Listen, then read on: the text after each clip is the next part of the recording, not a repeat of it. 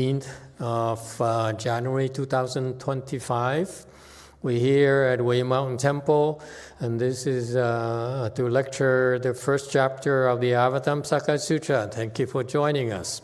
We're on slide 851. Background is this second half of the Gatha. The first half says, the World-Honored One expounds the Dharma of brightness, differentiating the nature of all karmas in the world.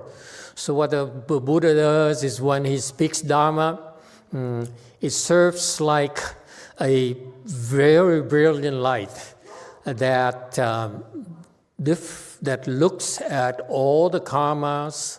So what he does is he look at all the karmas that are created in this world, whether it's by body, whether it's mouth, or whether it's by mind. He looks at all of them, all living beings, and he can see the different natures of the karmas, okay? And now when he speaks Dharma, he explains to us as well how the difference in the various types of karmas that are being created.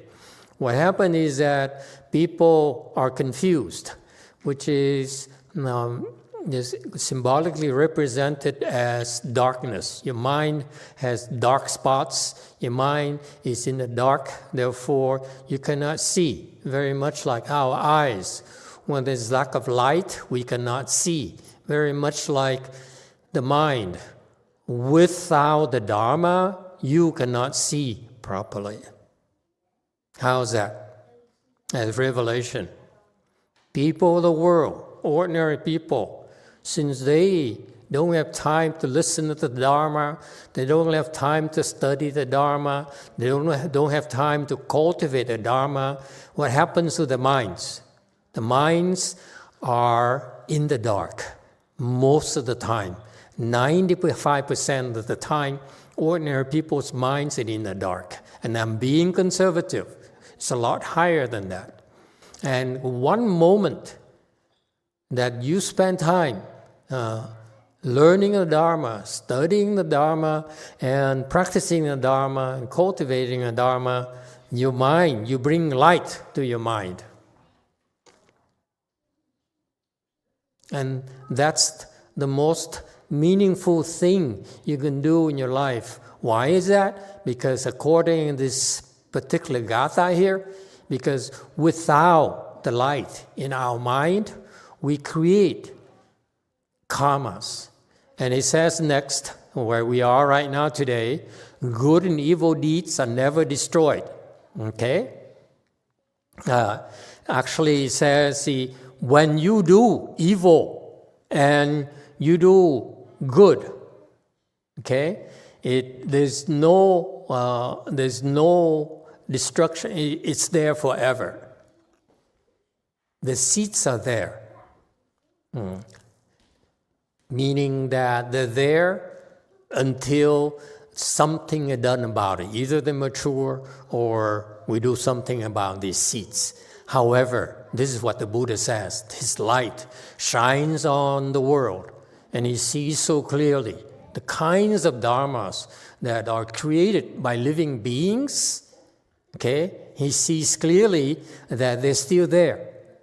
That's why he talked about cause and effect. All right?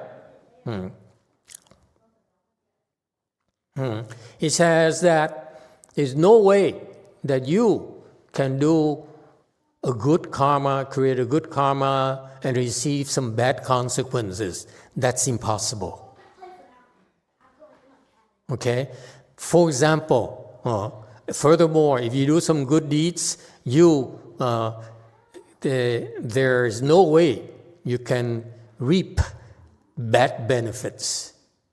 Okay? In other words, looking at the recent happening here in our town, Los Angeles, we have these disasters. If we are cultivators, you should look at ourselves. What are the evil things we did that caused these evil seeds to mature? Okay? And this is the unmutable, the unchangeable law of the nature, cause and effect. And this is the first power, unshared power of Buddhas. All Buddhas have 18 unshared powers that only Buddhas have. The first one is that he looks at it and says, there's no way that you do some good karmas and reap bad consequences. Similarly, there's no way you can do some evil karmas and not suffer because of it. Okay? And get some good stuff coming out of it. And you see, I went to school. I spent the first half of my life learning how to be smart, how to take advantages of opportunities and what I want. And it's no karmas I was not willing to create just to get my way. And that's how the intelligentsia, this is how successful people operate. And most of us, okay? Except for some people who are successful and yet have enough wisdom to know how to create success from good karmas instead of evil karmas. All right? Is that clear? This is a very powerful statement.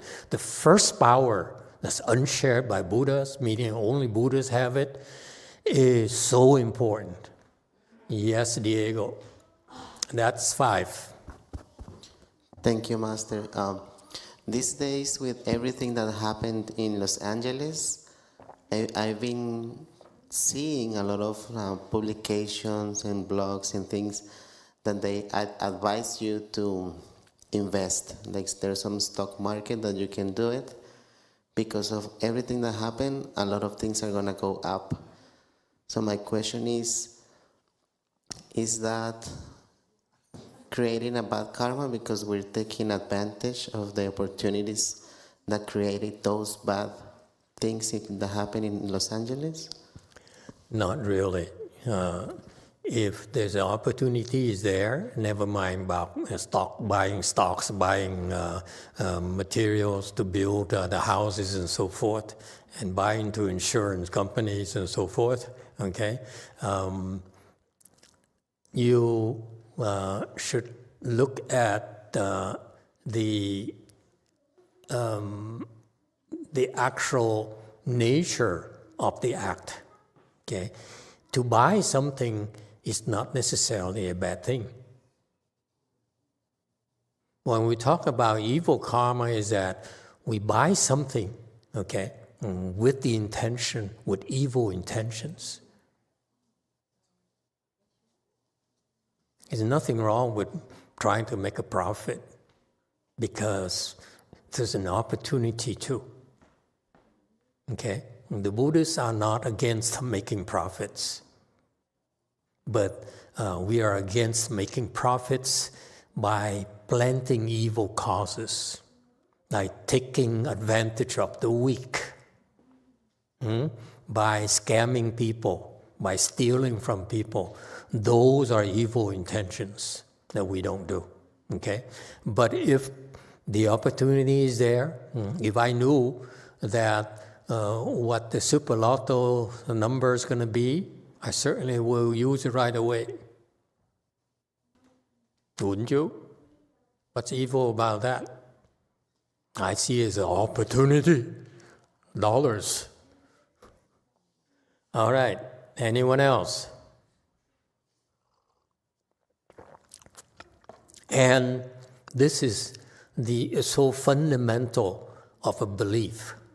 I think if we all believe this, if somehow people are willing to buy into this, to understand this principle, that is, do not create evil karma and expect to get away with it and not pay the consequences, then the world would be so much better off. In particular, okay, I strongly urge you to be careful that and there's something also called common retribution, okay?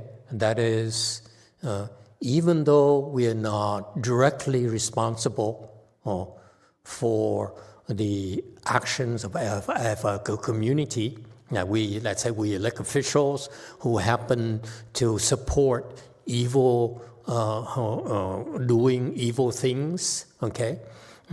Because we elected them, okay? We also are responsible for the shared consequences of their actions. So this is why it's so critical for us. Before you ask for effectiveness, efficiency, and get what you want, the first thing we should all be looking for is whether the people we follow, we place our trust in, are they virtuous or not? Because if they're not virtuous, they will create evil karmas while they are in office, and we will pay the price.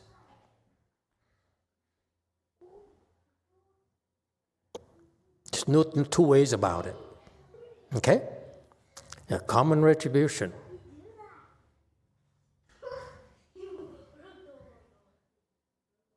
Any questions about that? This is so fundamental. It's not democracy. It's about being smart. It's smart democracy. Okay? It's not about being right. It's not about benefits. If you think only of getting what you want, okay, at any cost, you are forgetting the other side of the cost of getting what you want, of attaining what you want.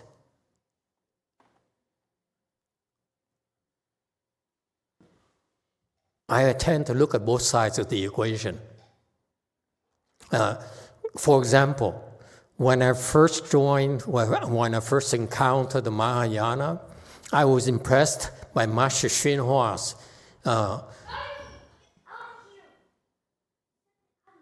teaching his disciples, teaching us to pinch pennies. I said, yeah, it makes so much sense. We Americans are so wasteful. Okay, and we don't realize we're wasting our blessings. We need a lot of blessings to make it to the next level, and then even much more to make the following level. Okay, and so it makes sense for him to teach us, my generation, about pinching pennies.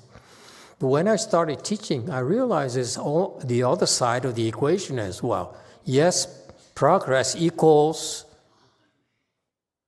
pinching pennies, saving your blessings. Okay?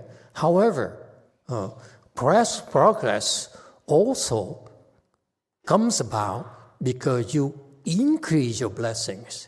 Instead of saving your blessings, okay, you could increase your blessings as long as your blessings increase outweighs the decrease in your blessing by being wasteful, you still come out ahead.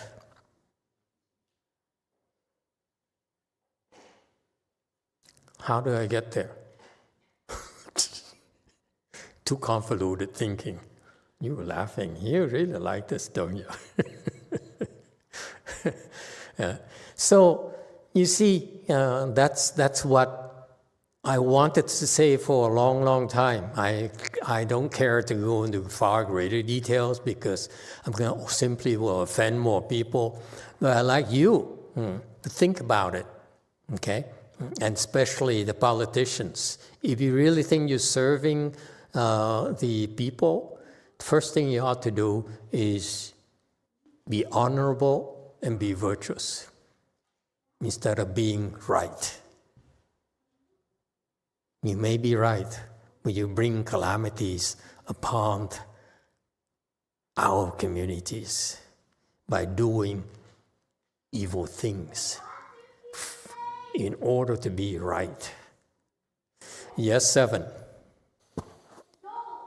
Master, does this relate to what Great Master Xinhua was talking about?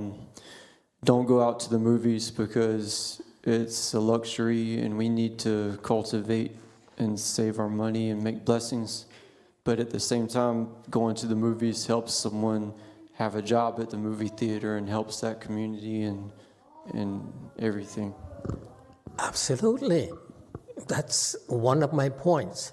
You can save money Like he says, save your money and donate the money to my temple. I find it hard to accept. I can't see myself, you save your money and give it to me. I tried it never worked. They save money and they give it to another temple. And I can't blame them. Okay? Yes, you have to look at both sides of the equation. Yeah, if you save money by not going out and eat and spend money, then there are people who own businesses who will go out of business because we pinch pennies. We tighten our belts too much. Okay? Yeah. And that's why I chose to teach you about kindness and compassion. It depends on the intention behind your karmas. If you are not a virtuous person, all the karma you create are only for yourself. Look at yourself. Look at what kind of mindset you have during the day.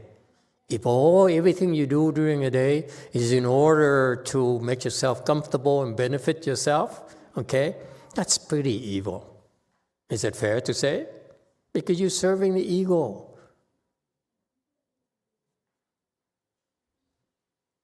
It's not a healthy lifestyle. Be careful. Most of you do not agree with me, but in the future, when something bad happens to you, I like you to reflect upon it.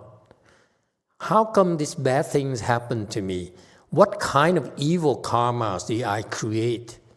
Do you have part of that cause me to undergo this suffering, these calamities? All right?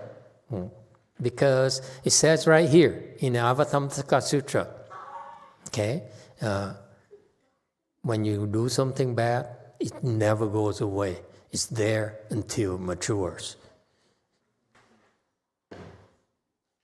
All right, next.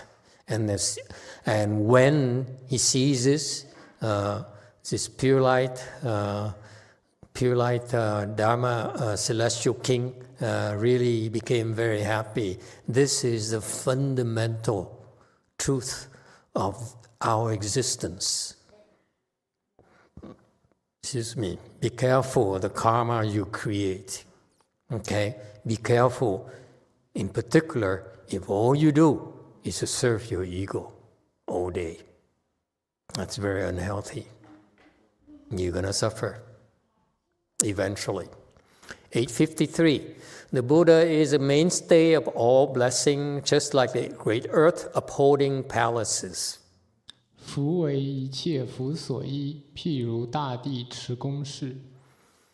Okay, 854. It says in Chinese that all the blessings in the world, okay, must depend on the Buddha.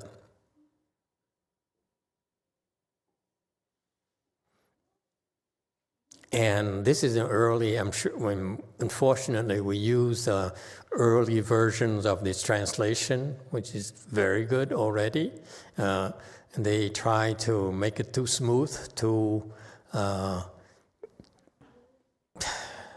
me, I find it too loose, because you have something as beautiful as a Chinese text, and you dilute it so much to the point where you miss out on the main emphasis.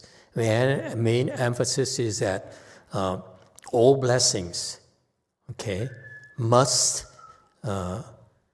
depend on the Buddha, must rely on the Buddha.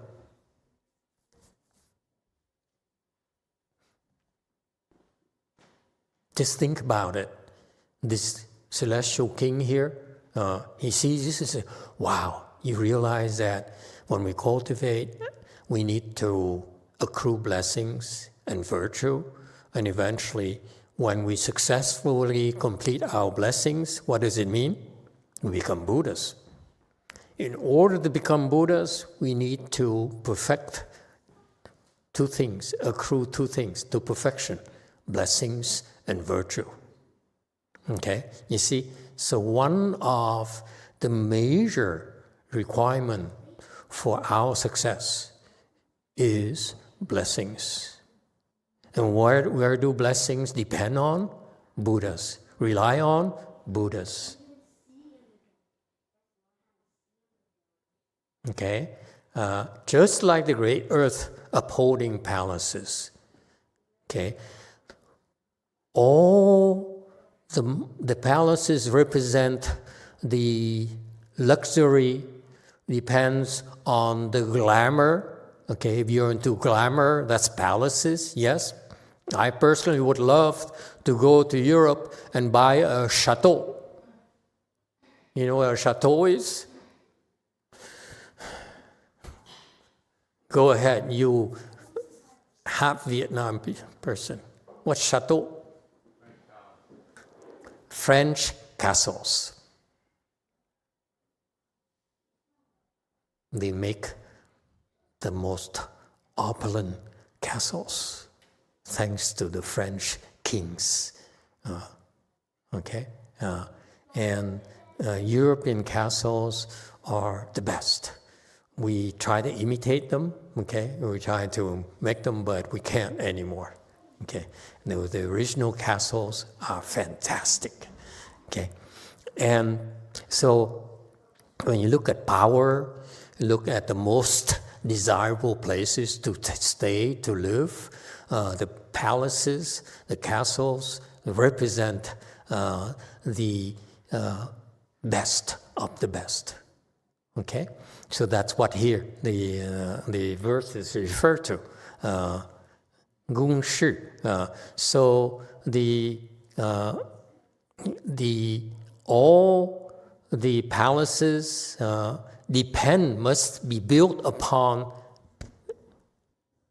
the ground, upon the earth, the ground. And therefore, the Buddha is just like the ground. And all blessings, which are represented by the palaces and the castles, okay, must be built on the Buddha. What does it tell you? Immediately, right here. Let's not go further. What have you learned right here? These celestial kings have so much wisdom. When they see this profound understanding, this jumping up and down, say, wow, how come I never thought of it before? How come no one ever told me this before? How come my father, my mother never told me this? How come my teachers never told me this? How come my professors never told me this? Huh? And they're supposed to be smart. They're supposed to be guiding me. Okay, how to build better society. Those professors. Okay? That our parents depend on them to educate us and to train us. How come they don't even know this? This is so fundamental. This is like fundamental knowledge. You don't understand this. You don't know this. You don't know anything. That's why he's so happy. The guy, when he sees this, the unmoving one, okay, he said, wow, this is it. This is my greatest discovery. So what does this mean? You have an earth here, and in order for you to be able to build a palace to reward yourself for your hard work and your success, you need the earth. Yeah? So what does it tell you?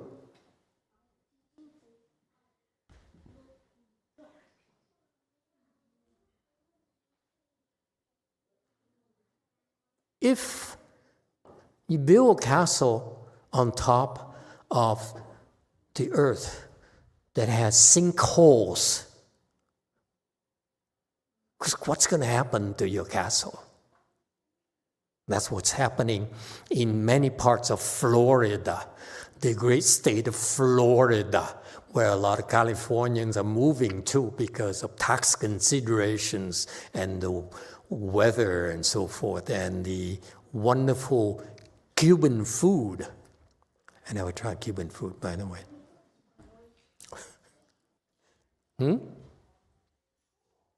You build a palace on top of the ground that has sinkholes underneath.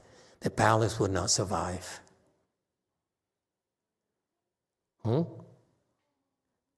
What's the analogy for? What does it mean to you?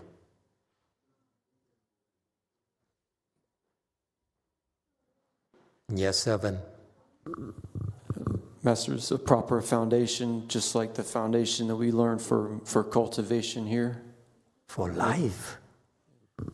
The palace here represents the rewards of your hard work and what you put here that you can produce from your life. This is so fundamental, folks. I'm really disappointed that my parents never taught me this.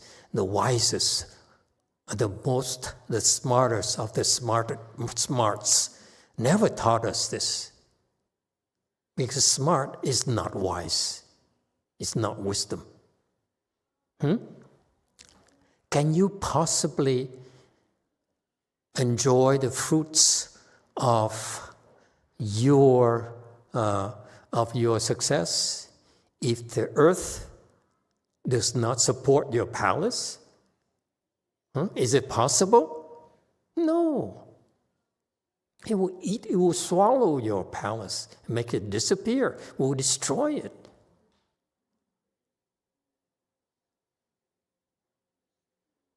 So if the Buddha came to our world to teach us about doing the right things, what's the right thing? Doing good. If your palace was the ability, the resources you need to build your palaces were attained from evil deeds, the earth will never tolerate it.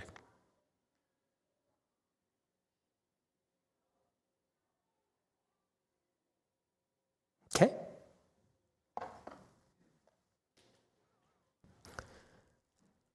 Next, Buddha is a mainstay. That's next one. Cleverly, he reveals a path of security and peace, free from anxiety. The unmoving one knows this expedient means. 巧是离忧安隐道，不动能知此方便。 Okay. So, 856 commentary slide. He says the fundamental principle is that the earth need to support your palace. Okay? Goodness must support the fruits of the fruitions, the fruits of your hard work, of your life's work. So, knowing that, Buddha cleverly reveals a path of, he used expedience, jiao, is to use cleverly, okay? He cleverly explains, shu is to teach, okay? Here is not to reveal, but shu here is to teach. He came to our world to teach us this. Just like in the future, many of you listen to the videos, okay, would choose to be a professor, to be a teacher, whether it's a math teacher, whether it's a professor in some sort of abstract things, okay? It's your job is to teach, okay? Teach okay, I will place, this is a path, okay? But I'll explain more a little bit later. That is apart from worries, because our lives are filled with worries. In the morning, as soon as I wake up, my worries start popping up right away. Anyone? Is that what happens to you in the morning as well? It's not long. Not very long. And once I become awake, I start worrying. Okay? So he teaches a way. Wait, this is not good because I'm supposed to teach you how to a path of having no worries. Okay, let me take it back. Never mind. Okay, erase that. Okay, people who wake up in the morning, what happens to them invariably is they start worrying. And so the Buddha teaches us a way of life, a way of cultivation that is apart from worries, meaning we can eliminate all our worries. There's a way to do that. Okay? Next is an. An here is peace and security. You see? Okay? And then the third aspect here, which I really like. Okay? I asked around, first of all, my Chinese students to check this character here. I thought it's one, not in. Okay, one here is stable. I thought it's security. Security or peace is usually associated with one, stable. Okay, when you have safety, you have security, then it's part of stability. But then they came back to me and said, no, all those resources they use, they all use in. So I had to look up my dictionary again, and I realized in Tao here actually means what? Chinese people. People can look up things. What does it mean? Korean people. In Tao. What does it mean? Compassion. I have it here for you. In here is actually compassion. So it's a way of compassion. So actually he says here, cleverly, he teaches us about the path of compassion that is apart from worry and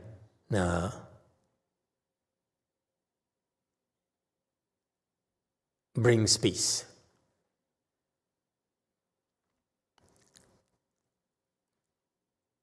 Okay, so when you practice the way, you will reduce your worries. Yes, when you start practicing, you worry less and less incrementally. Yes, that's what all of you go through. Okay, and then you find peace and security, more and more of that. Yes, very good. And the way of compassion, meaning that the Buddha sees us having so many worries, lacking security, that out of compassion, he taught us this way, the way. Okay? If you follow it, then you're following the way of compassion from our fundamental teacher. Is that clear? Isn't it beautiful? He sees clearly our problems. Is that we don't know how to stop our worries, to take out all of our worries, because that's what cultivation will give you, the chance to have no more worries. Okay? It's not Alzheimer's, by the way.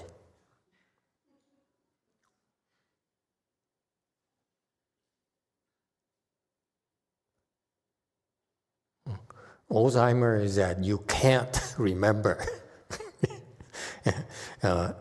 Li Yo here, apart from worry, is that you will resolve not to worry. How do you resolve not to worry?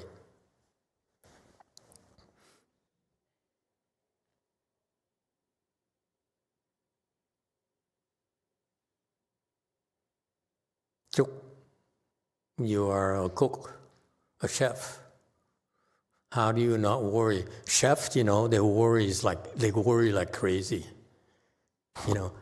You can have this best recipe, but if your assistant does it wrong, okay, or your supplier gives you the wrong low quality materials and whatever, okay, there's so many things that could go wrong.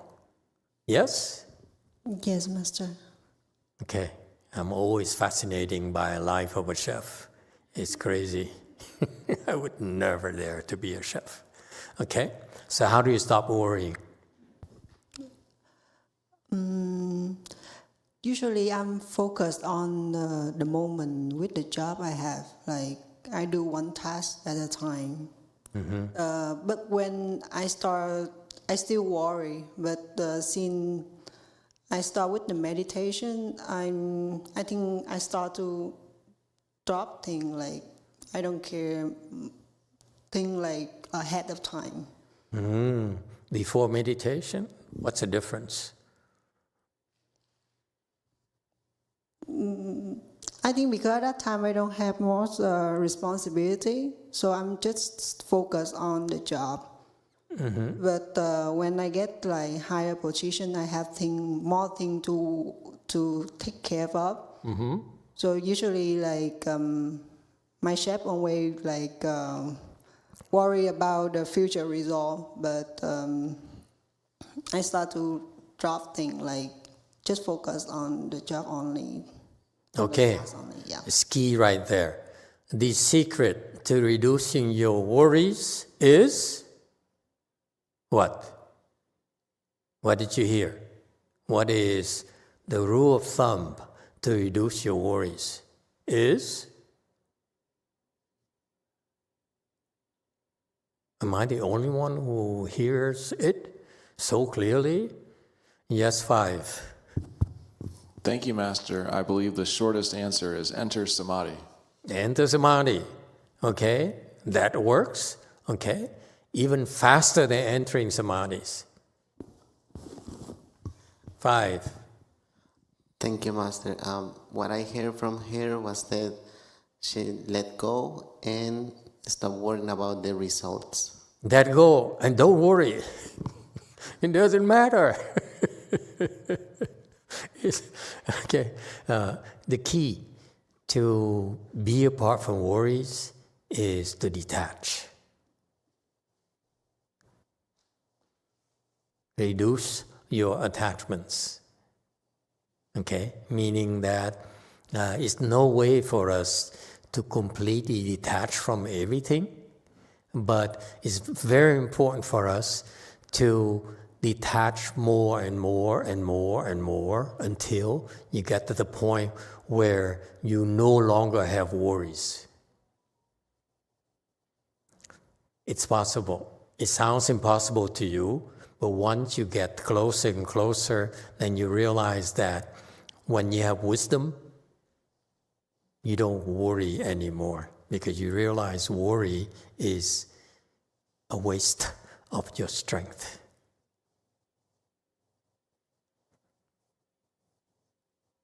Okay? But you don't get it yet. It's okay. You see the results because as you improve, you naturally worry less and less and less as you get higher. Your samadhi level gets higher. Yes, 7. Couple YouTube comments. One from Tierra E. Shea. I think about the areas I can fix or have control to change. And from T.S. Geppetto, worrying less seems to be a byproduct practice of sitting longer. I think it comes from having less thoughts. You see, all those are the right principles behind it, but there's no substitute for you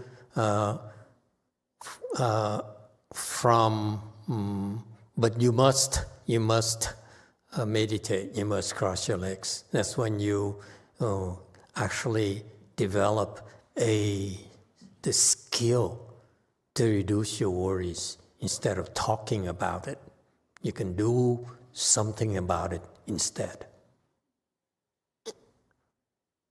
Okay, that's what I really appreciate about Master Shinhua's teachings. We can read about this on the textbooks, but he's one of the rare few teachers who actually can teach me how to reduce my worries. Okay, and it works beautifully. Yes, JC. 네, 세라님 혹시 길까봐 제가 세라님 카톡으로 문자 보내놨고요. 네, 저 내려놓으려고 하는데 내려놓는 게 잘 안 되는 것들에 대해서는 어떻게 내려놓는지 질문 드리고 싶습니다. 저는 스스로 긴장을 하게 하는 많은 생각들이 있는데요. 그중에 요즘 크게 인식하고 내려놓고 싶은 문제는 다른 사람에 대한 나의 평가에 대한 두려움입니다. 사람들이랑 관계가 있은 후에 그것을 계속 되돌아보면서 내가 저 사람 기분을 나쁘게 했을까, 안 좋게 만들었을까, 너는 실수한 거야 하면서 필요 없는 자책을 많이 하는데요. 그 자책하는 양상이 그렇게 말하자니 멍청이, 이렇게 혼잣말을 하거나 아니면 스스로 목을 베거나 머리를 두동강 내는 상상을 하기도 하고요. 손으로 머리를 때리기도 하는 행동을 자주 합니다. 그리고 또 상대방과 갈등이 예상되면, 특히 남편과의 갈등이 예상되면은 제 의견을 주장하지 못하고 상대의 의견에 쉽게 수긍하고 뒤에서 후회를 하는 점이 있는데요. 이를 멈추고 싶어서 다른 사람의 기분에 따라 나를 바꾸고 원하지 않는 말과 행동을 하는 것을 하기보다는 좀 더 제 스스로 있는 그대로 표현하고 지내고 싶은데 이를 내려놓으려고 노력을 계속 하고 있지만 잘 안 되는 것 같습니다. 이런 문제들을 어떻게 내려놓는지 알고 싶습니다. Master, I have a question about detachment.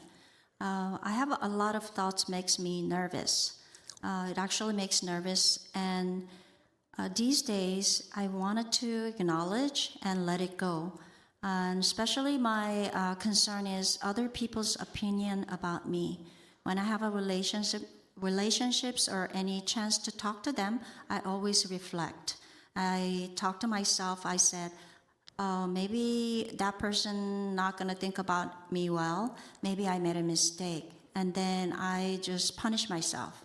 So this tendency is shown as talking to myself that you're stupid, or I imagine that I'm cutting my neck, or I divide my head to two pieces, or I imagine hitting my head, or actually hit my head. So sometimes when I expect there is a conflict with my husband, and what I do is I don't insist my opinion, rather I accept their opinion, but later I regret.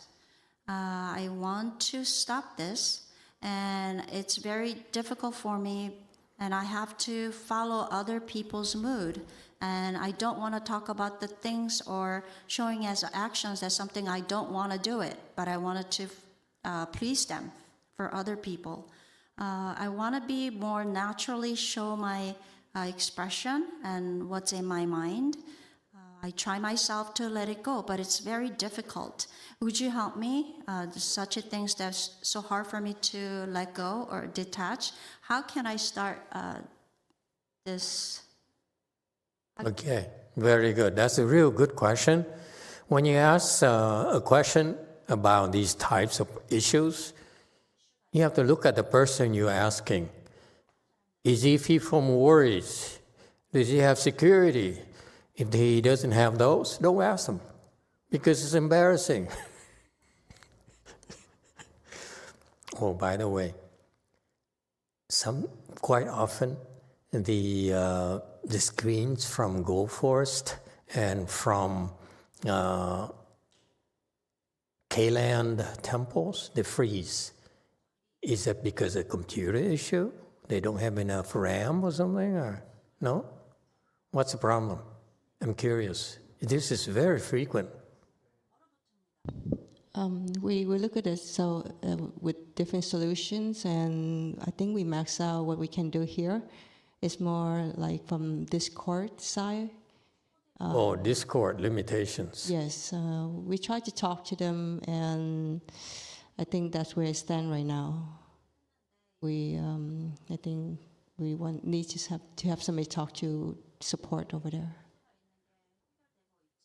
Is there a limitation, or they're not willing to support us? It looks like a bandwidth problem, but they need to look further into the issue. Okay, 5. Yeah. It's 5, not fine. Thank you, Master. Thank you, Francis. The short answer is it's time for a new solution, as the complexity of our intertemple communications has increased beyond the scope of the initial solution. Okay, I like that. Okay, get a new solution then, please. Okay, thank you very much. You see, when you work in business, it's how you express yourself very quickly. Otherwise, you lose the attention from people like me very quickly. Yes, 7. It's from YouTube from NorCal Daniel.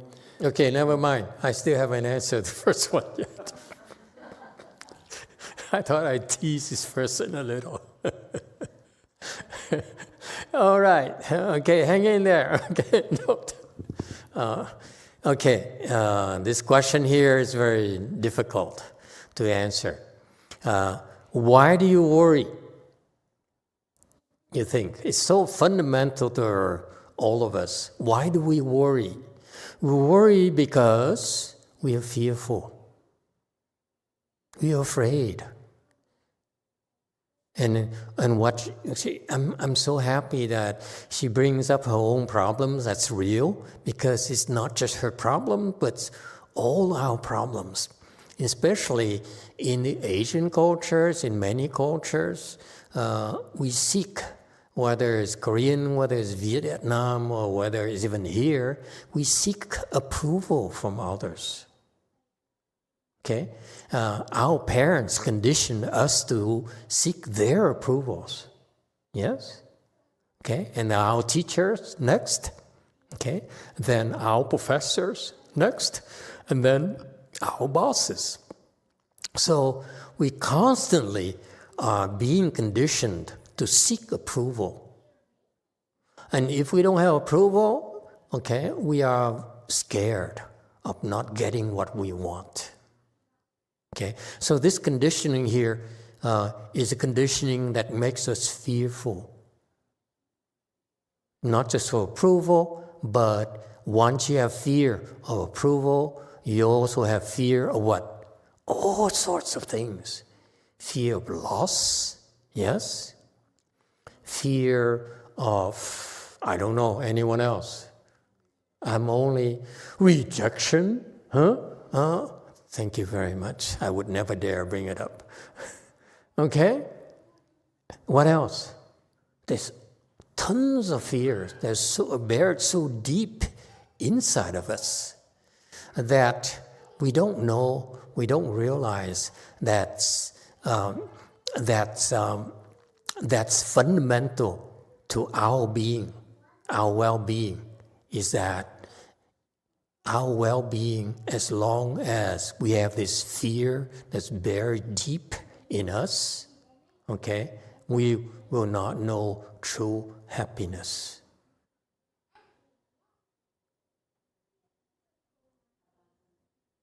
Abandonment, yeah, okay. Anyone else?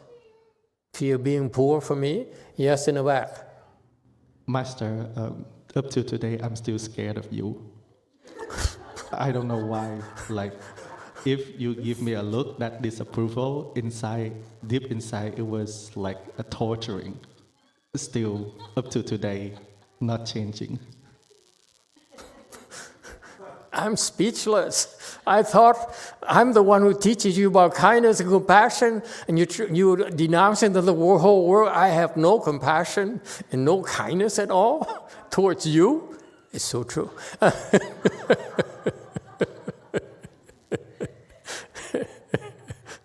Field master, okay, it only happens to one person, not the rest of you.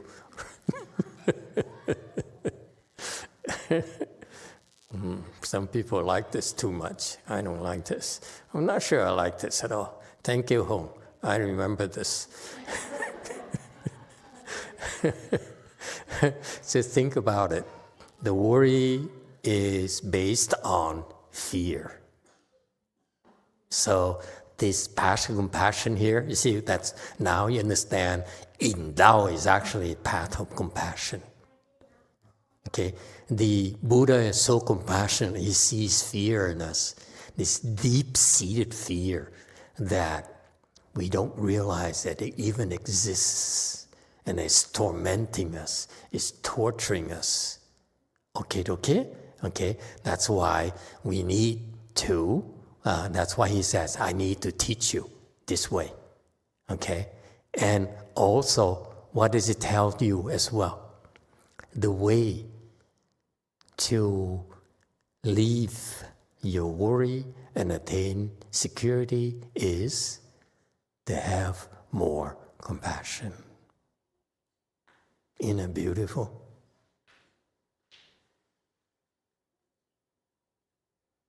I love Buddhism. It's so profound. It works both ways.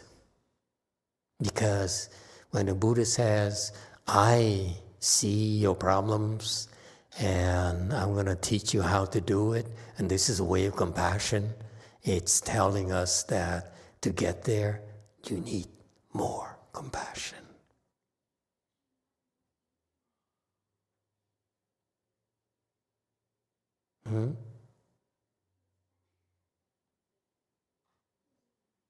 You see, that's why I maintain to you that to be right, to be righteous,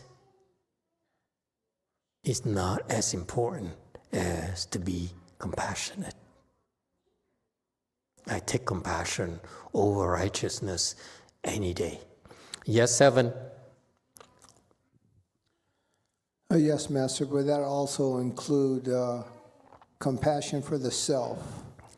In the case of having a fearful outcome in a public display, yes, like the young lady discussed, if you have compassion for yourself, that should bolster your confidence to speak your mind and not worry about any kind of outcome on behalf of others.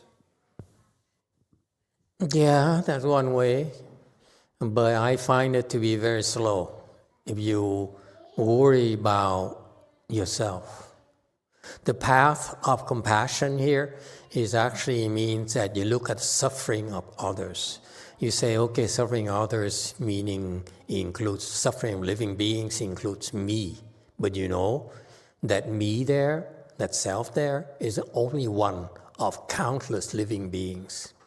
And therefore, you choose to look at the small instead of the large. Okay? You choose to look at one instead of the uncountable. Compassion here refers to limitless, not one. Okay? So, yes, it works initially, and that's what is called. What is that called? Compassion for one. What is that called? I want you to understand the difference why we don't teach certain things, because we stay away from those things because they bring you in trouble, they get you in trouble. What is compassion for one? I love it when we discuss things because you help me see Buddhism from different perspectives, from your perspectives instead of mine. Mine is very narrow.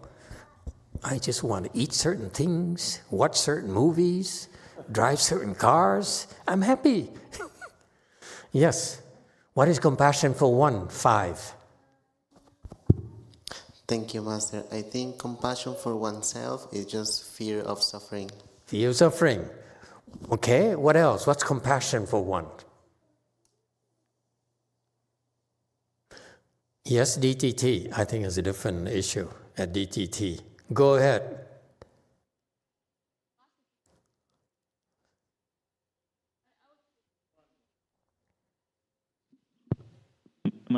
Master, the question is why compassion have anything to do with detachment? Compassion has nothing to do with detachment. Compassion fundamentally is when you look and you see suffering in others, in everything, in others, in yourself, everywhere. Okay? And that's why you feel for them.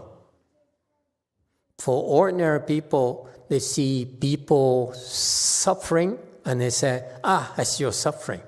Whereas great compassion for us in Buddhism is that when you see people suffering, you say, I can't take it because when you suffer, it's as if I'm suffering as well.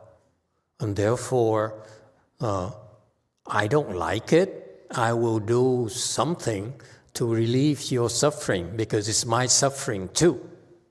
That's great compassion. Okay? So I'm teaching you to look at others instead of giving them approval, instead of giving them affirmation of their right and their superiority and their attractiveness and so forth. If you really have wisdom, you see the fundamental issue in them is suffering. People suffer so much and they don't even realize it. And it's gnawing at them, this suffering is slowly eating them alive. And they don't even realize it. They simply deny it. Because why? Because they're afraid to look at it, because they can't do anything about it. That's why they don't dare look at it. Whereas we are trained to look at our suffering first. How? When you cross your legs, what are you doing? You're looking at your own pain, aren't you? You can't run away from it. That's the beauty of the full lotus training. Your training put you through. Whether it's fasting, if you cannot sit in full lotus, you do fasting, you're forced to look at your own suffering.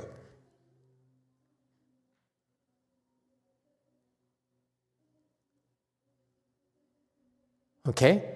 And the longer you look, the longer you face it, the stronger you become, the more tolerant you become.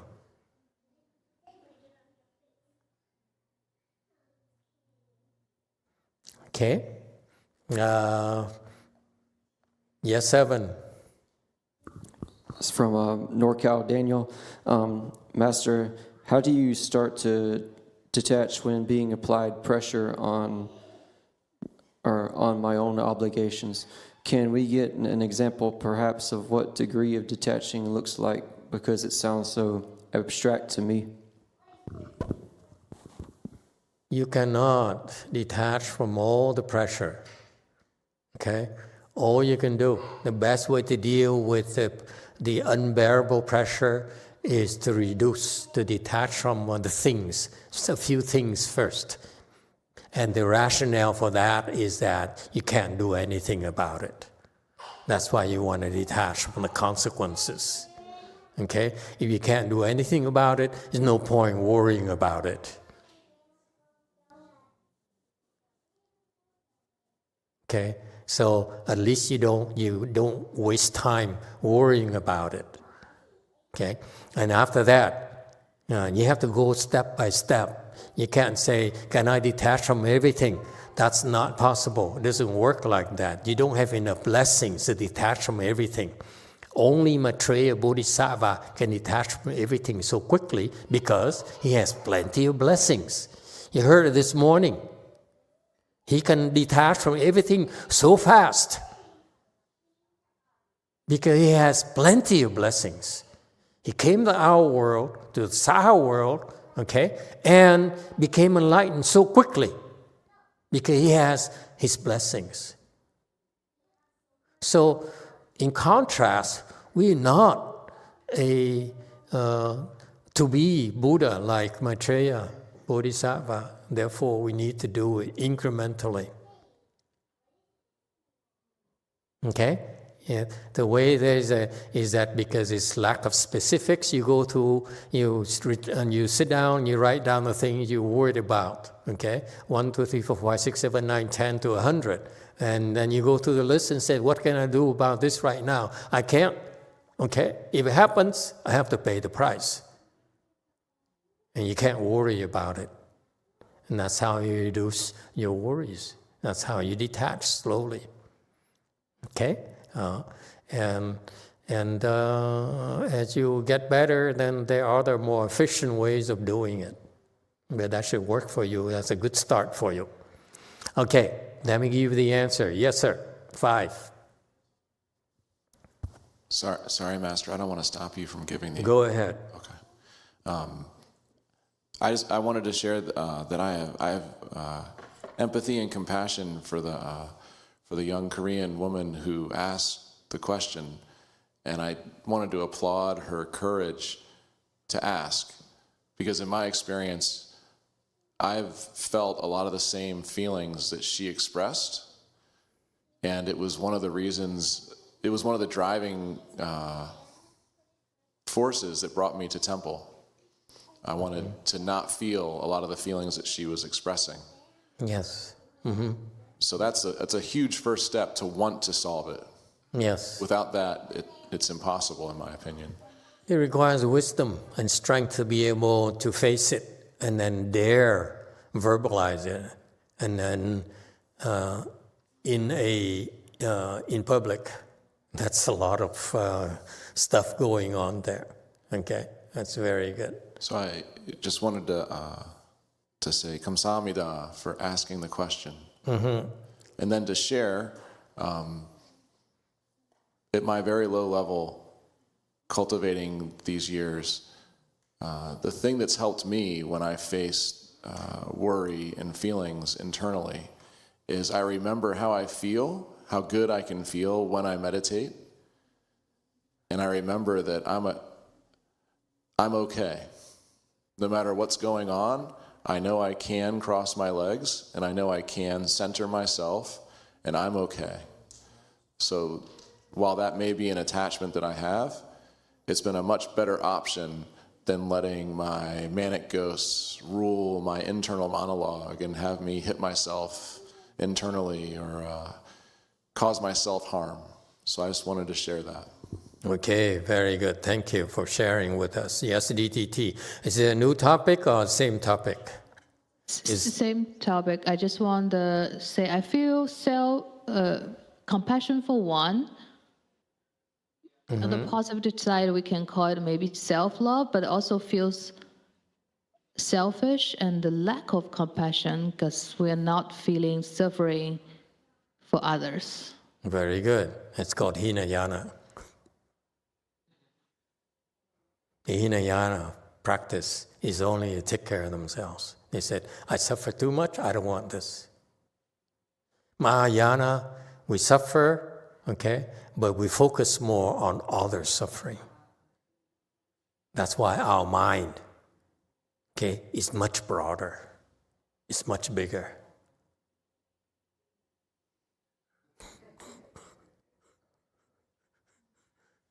I love it. One day, my head becomes like this. For real, you know.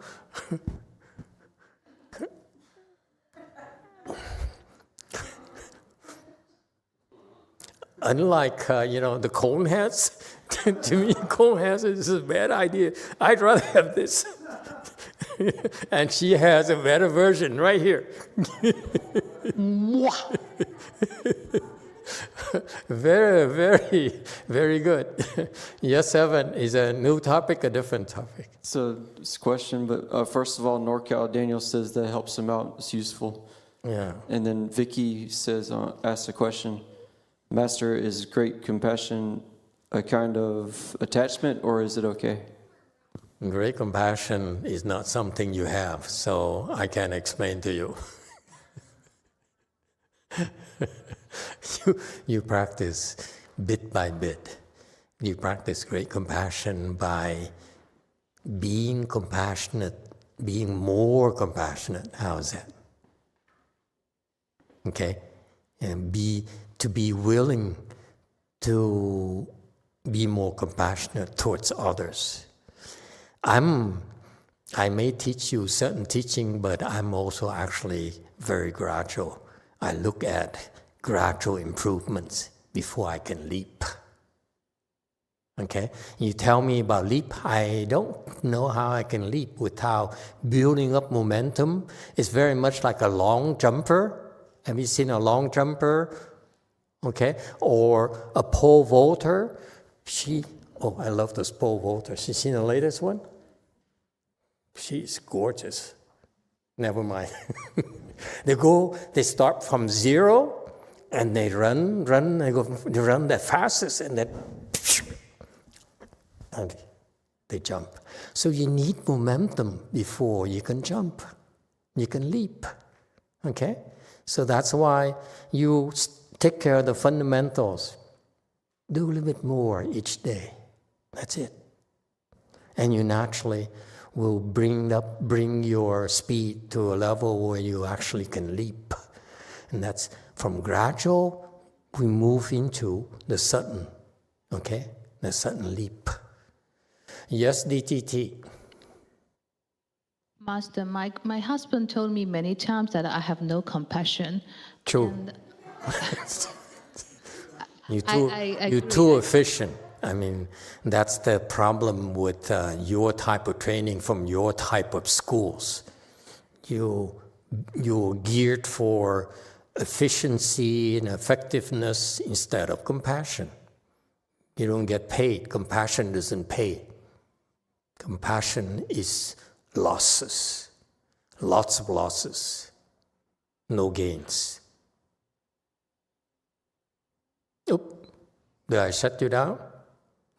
Master, how do I get more compassionate? It's impossible.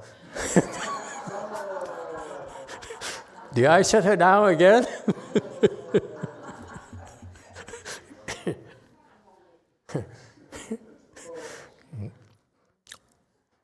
Anyone can help her out? I don't know any way. I look at her and say, okay, let's see, worry about you. Yes, 5. Thank you, Master. I can recommend the technique that my wife uses. I'll be minding my own business, and then I'll start hearing like sniffling, and I'll look around, and then Jeannie will be watching YouTube videos about dogs that are suffering, and she immediately feels tremendous compassion. So I've seen that work. YouTube is the answer. Yeah. You know, the Sarah McLachlan song starts playing and nobody can stop from feeling compassion, so give it a try. Yeah. Okay. So how do you build more compassion? Any other brilliant ideas? Yes, 5. What's your brilliant idea 2? 2, go ahead. You, yeah. I have zero compassion for your boyfriend, okay, by the way. Don't ask me for help. Forget it. He's not Buddhist. I don't care. I have no compassion for non-Buddhists, especially the people who come to my temple who refuse to take refuge with me.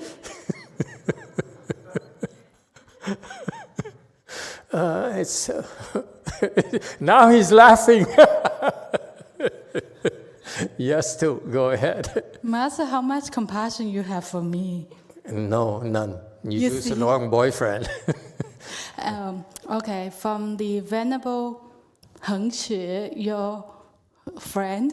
Who? Heng Xue. Heng Xue. Oh, yeah. So I advocated the 5 great heart mantra Chutoni Ojala Miliju Politana Ninjeli for to gain more compassion.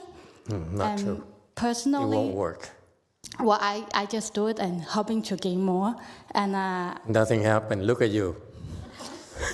How long have you been doing this? well, you know, Master, just on and off. And not that. It doesn't work, right? Say it. I think it works, Master.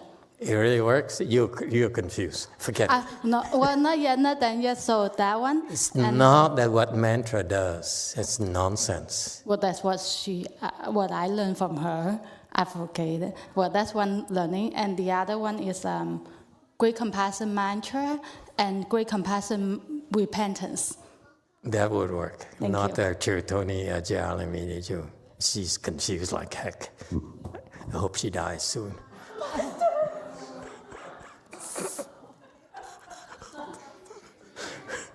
Stop confusing my students. Yes, Evan. Now I touch a soft nerve. Everyone wants to chime in now. And you are so lively today. Must be my Treya birthday. Yes, Evan. On a more sober note, one should learn empathy for others. Put yourself in the position of the person that you have no compassion for. Think about how you would feel with that suffering. Mm-hmm. No. The example is very simple. Look at a child who's crying. It must do something to you. You have to look at their suffering. You have to see the suffering before you understand compassion. And the higher your level, the more you can understand their suffering, the nature of the suffering. So you have to look at suffering first. You cannot pretend it's not there. The reason that a lot of successful people in the world are very rich, very successful, very powerful, because they don't look at your suffering. They choose to ignore your suffering.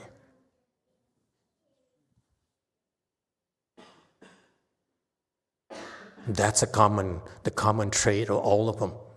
They have to ignore your suffering in order for them to do what they need to do to get more fame, more profits. Yes, 9. Dạ, thưa Thầy, cái sự mà từ bi thì con nghĩ giống như là mình phải tập từ từ.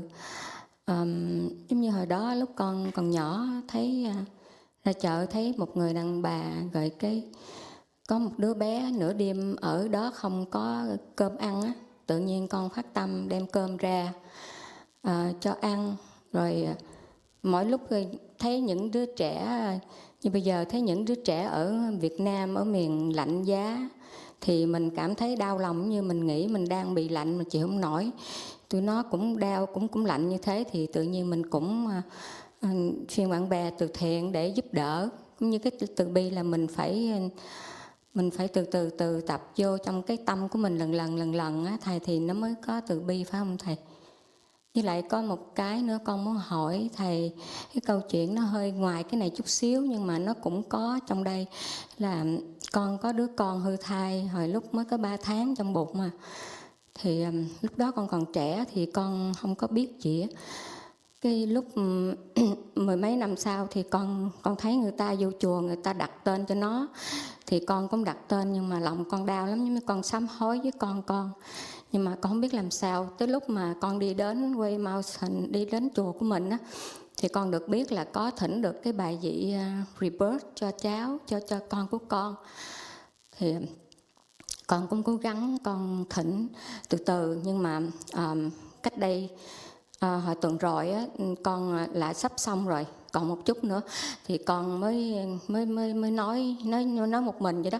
Con nói là con ơi, bây giờ mẹ cũng ngày mai là mẹ sẽ xong hết cái bài vị cho con ở chùa rồi, thì con theo thầy Vĩnh Hóa để tu tập để rồi được vãng sanh Tây Phương Cực Lạc, không có còn bị khổ đau sanh tử luân hồi nữa. Thì cách khoảng chừng 2 ngày sau, khi con ngồi con trì kinh A Di Đà mỗi buổi sáng và sau thời kinh thì con niệm Phật. Khi con đang niệm Phật thì tự nhiên con thấy một cái ngọn gió ở phía trước mặt con, giống như có một cái hình dáng nhưng mà không có rõ lắm, mới dựa vào trong cái má bên phải của con, giống như con mèo mà nó âu yếm bên cái mặt của mình vậy đó. Nó rất là thương, nhưng mà nó thương nhưng mà nó giãy tay nó chào con, nó đi về cõi Phật để tu. Thì lúc đó con cũng trong cái giấc con đang niệm Phật vậy cũng mơ, rồi con cũng giãy tay con chào, nhưng là nước mắt con nó rơi, giống như con rơi là con mừng á, con mừng là con nghĩ con sẽ được đi về cõi Phật. Và sau đó tự nhiên con thấy ở ao Thất Bảo có một cái hoa sen màu đỏ hiện lên 3 chữ Ngô Hiếu Nghĩa là tên của con. Thì lúc đó con mừng vui lắm, con niệm Phật mãnh liệt luôn, con niệm Phật chưa bao giờ mà nước mắt con tuôn, con vui, con giãy chào, con nói đi theo Phật. Xong rồi cái con mơ trong đó con niệm Phật, rồi nguyên một cái ngày đó cái câu Phật hiệu của con nó cứ mãnh liệt, không có bao giờ dứt hết. Đó là cái niềm vui của con. Và con cũng sám hối với con là tại vì con đã làm được cái điều này trong 30 mấy năm rồi. Con của con chịu bao nhiêu khổ sở trong cái đường sanh tử mà con cũng thường nói, nhưng mà con không biết làm sao. Ngày giờ này con đã xong cái bài vị cho con của con rồi, mà con được thấy điều đó thì con muốn hỏi thầy, cái điều đó là do con tưởng tượng hay là do sự cảm ứng mà được, và mong thầy trả lời cho con hiểu. A Di Đà Phật.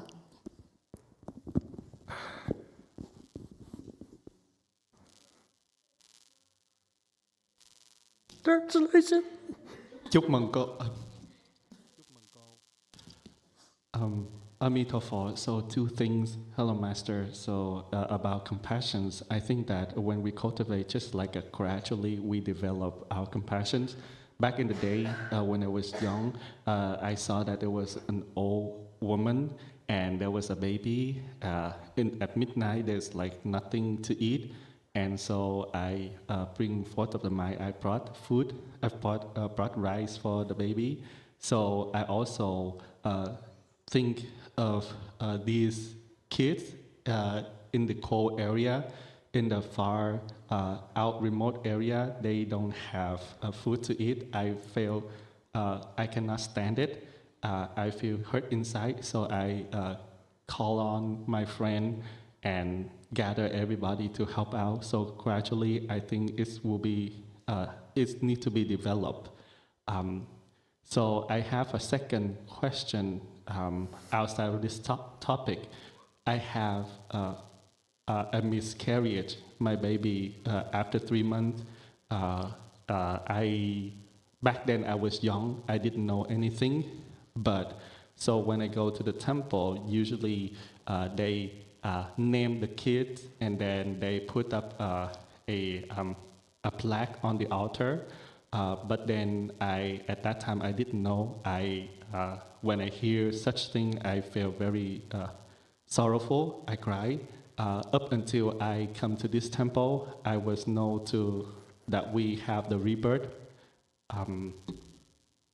plaque for the disease, and I also request one for my miscarriage child, and I try my best to pay off the plaque. So then last week, about before the day that I finally pay off the plaque, I told myself that, honey, tomorrow I will be paying off the plaque for you.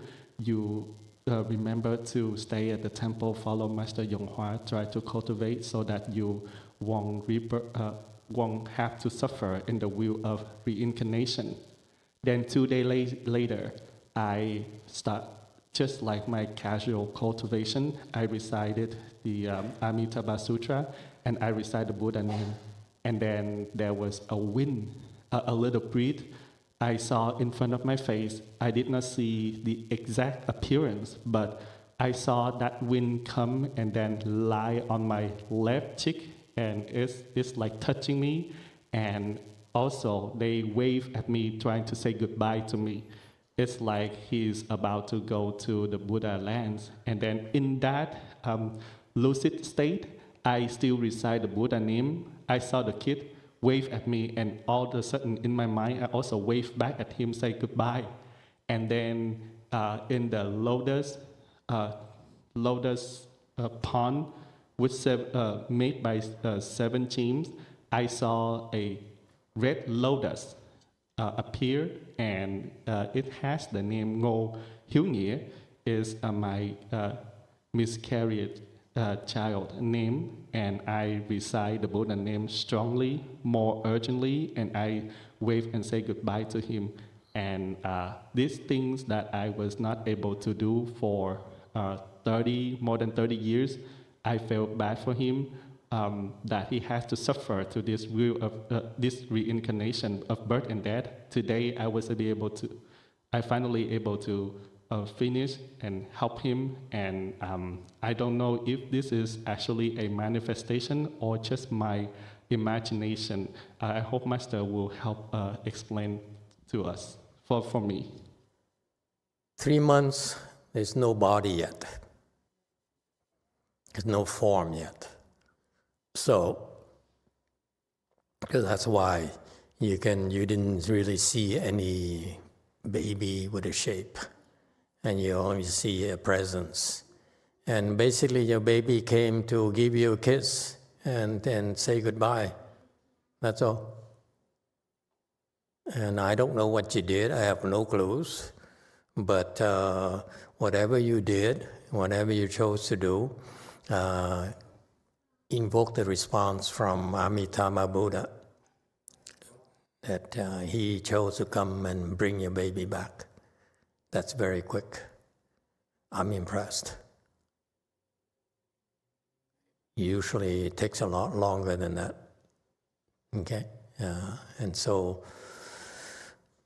congratulations. Thank you, Thầy. I know. All right, I need to wrap it up because let's not overdo it, okay? And this is the first lecture of the year, 2025, official. So I don't want to start the year wrong. We stop at 2 p.m.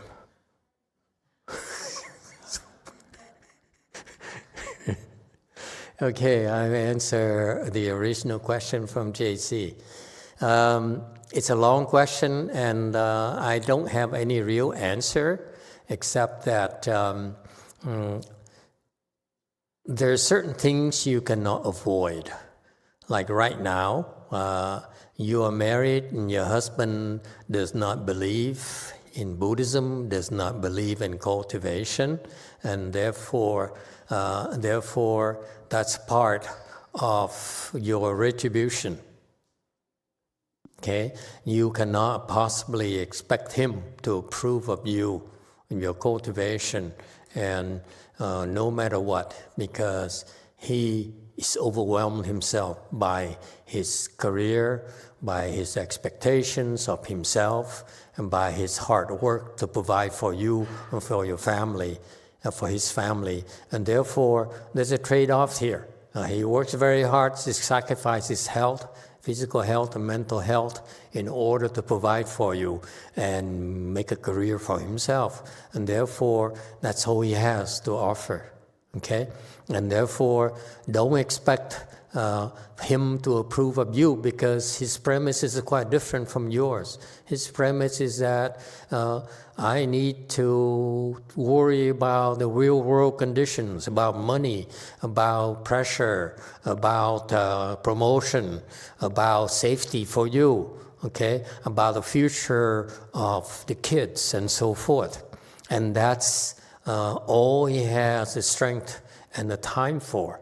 So there are things that you're expecting from him that are beyond his capabilities. He can't do them. Okay, and therefore, it probably will never happen until he gets a lot older. Okay, and unfortunately, if he gets his promotion, the high he rises in his company, it's a good thing for your family. But it will be the case where he will be less and less understanding, because he sees you as doing the exact opposite in terms of efforts, in terms of hard work. You're going through something called spiritual that he does not believe in. And that's that's a constant for you. It's not a whole lot you can do about it. Okay? Some things can be changed, some things cannot be. And so you only take care of the things that you can right now. Okay? Yes, you need his approval, that's important to you, and vice versa, he needs your approval because that's important to him. It's a compromise that I know you will figure out how to negotiate with him. That's what you do. You negotiate, okay? And he gets older, you might want to beat him up a little bit more so that he'll become softer, okay? But not overdo it, because then he find another woman thinking his wife is unsupportive. And so there are things that we cannot solve because basically we owe it to them. You owe your husband this, and vice versa. He owes you certain things, okay? And that's why we're here, to settle those debts, okay? We can only handle the things that are under our control. Meaning that you need to selectively choose to stop worrying about, because you cannot do anything about it. Okay, so if you are seeking his approval, for what you do, it probably will never happen. But you can settle with something less, like he being supportive and not criticizing you about spending more time in your cultivation. Okay? That's all you can do. Do the manageable. We cannot solve all problems, as I told you. A number one problem you have, it cannot be fixed. So go for number two, go for number three. Okay? That's all we can do. Okay? As to the earlier question about lacking compassion, yeah, your nature is because you believe in it, that you lack, that's why you're lacking in compassion. I was that way too. And I tried everything. I tried Great Compassion Mantra. I tried 108 times a day for years. I tried all sorts of things. And eventually it happens naturally. The key being that you want it, versus in your prior life, in your prior training, where you look down upon that, you have contempt for compassion because it's weakness, because it's inefficient. Okay, you may understand kindness, but compassion is wisdom. When your Mahayana wisdom unfolds, your compassion grows, and vice versa. When you grow your compassion by feeling more of the pain of others and trying to provide them relief, okay, then your wisdom increases. It goes hand in hand. Okay, you can go from compassion side, okay, or you can go from wisdom side. All right? Okay. We stop here today. I'm sorry I screwed up. I'm 6 minutes late. Okay? Very bad start for the year. Thank you. Thank you for coming.